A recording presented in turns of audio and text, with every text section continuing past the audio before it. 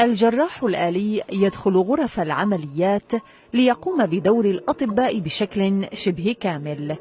تقدم طبي يضمن النجاح لأي عملية جراحية دقيقة.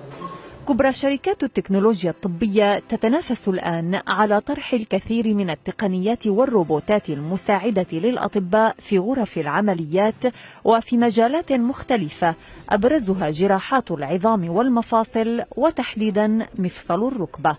فالركبة من أكثر المفاصل عرضة للإصابة بالخشونة وتآكل الغضاريف، ويشتكي من آلامها الملايين، جلهم من كبار السن.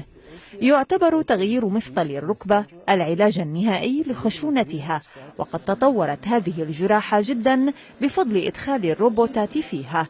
ومع الطلب المتزايد على المفاصل الصناعية البديلة، تعمل شركات طبية متخصصة على تطوير منتجاتها من الروبوتات، وتجتهد في إجراء التجارب ومحاكاة الجراحة لمساعدة المرضى في التخلص من آلامهم بدقة عالية وبزمن أقل وبنتائج مضمونة.